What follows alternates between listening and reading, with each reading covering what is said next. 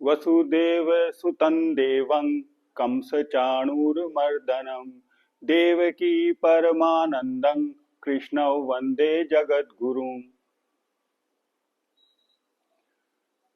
श्रीमद् भगवत गीता अध्याय 12 भक्ति योग श्लोक नंबर 5।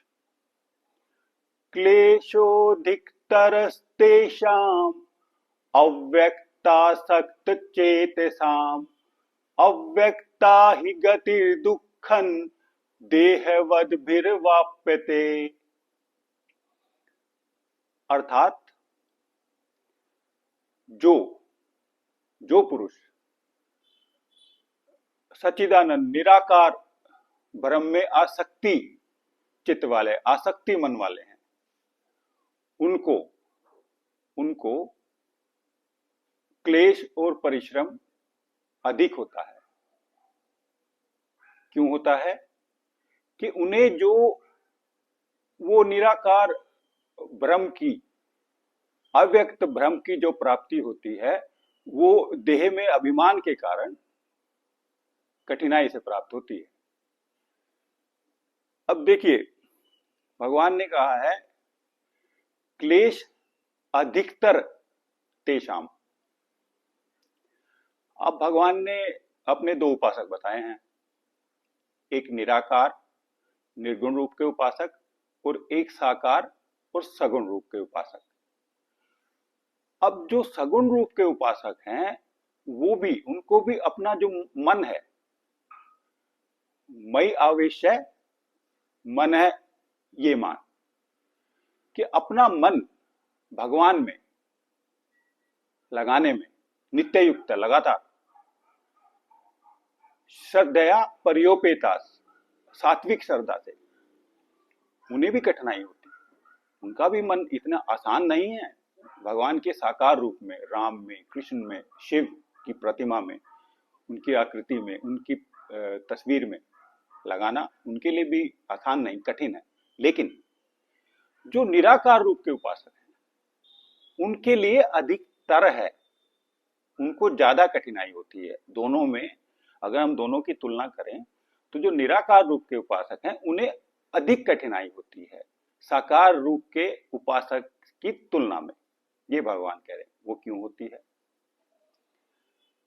अव्यक्ता सक्त चेतसाम, ये जो साधक हैं, निराकार रूप के साधक हैं, इन्होंने गुरुओं से, शास्त्रों में पढ़ा है, निराकार रूप की साधना की तरफ वो आकर्षित हैं। उनका चित्त, भाई मैं ये करूंगा, मैं निराकार रूप की उपासना करूंगा, ये मुझे अच्छी लगती है, श्रेष्ठ लगती है साकार रूप की उपासना से।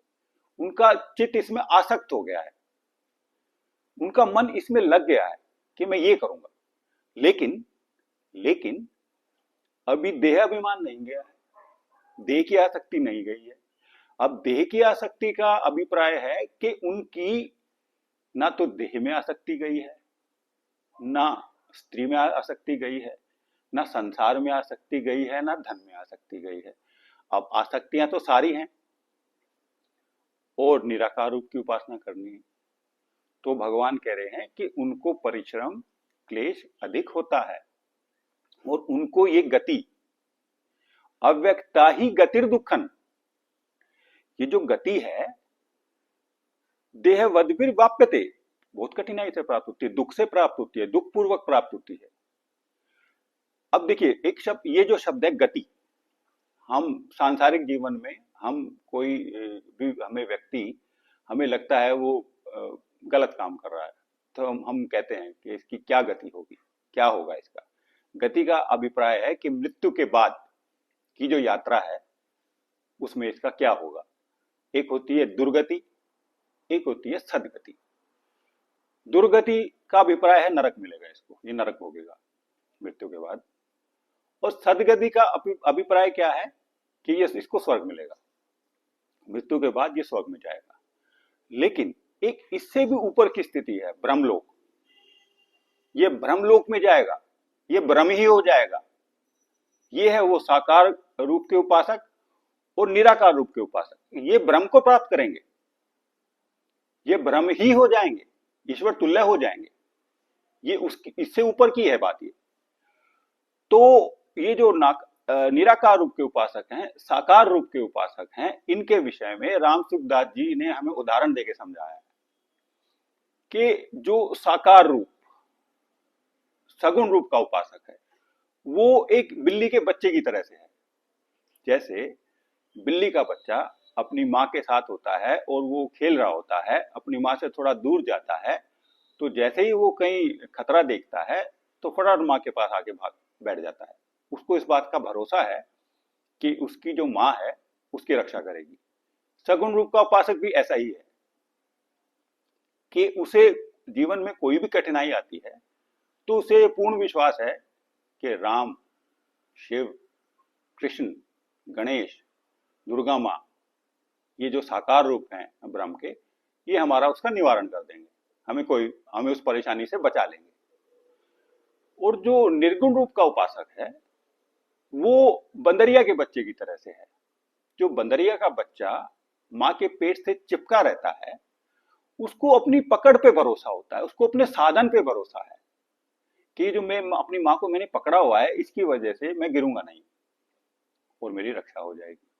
तो जो निर्गुण रूप का उपासक है उसको अपने ध्यान रूपी साधना, अपनी शास्त्रों का अध्ययन, अपने विवेक पे भरोसा है उसको कि इसके कारण मैं ब्रह्म को प्राप्त कर लूंगा और मुझे कुछ नहीं होगा। तो ये निर्गुण उपासक और सगुण उपासक में अंतर है। भगवान ने कहा है कि जो निर्गुण रूप का उपासक है उसको ये गति दुख पूर्वक प्राप्त होती है। क्यों प्राप्त होती है? कि उसका जो देह की आसक्ति है और देह रूपी संसार में जो आसक्ति है उसकी अभी गई नहीं है। उसको अव्यक्ता सक्त चेत साम, वो उसमें भी आसक्ति है। उसने जो निराकार रूप की विषय में सुना है, उससे जो प्राप्त होता है, उसने बड़े बड़े संतों को, महर्षियों के बारे में सुना है कि इन सबको निराकार रूप की साधना से ये सिद्धि प्राप्त हुई है, तो वो करना चाहता है, उसकी इच्छा है, लेकिन उसका देह अभिमान नहीं गया है। ये भगवान हमें कह रहे हैं। ये योगेश्वर कृष्ण की वाणी है, ये वसुदेव की वाणी है, ये मोहन की वाणी है। ओम शांति शांति शांति। ओम।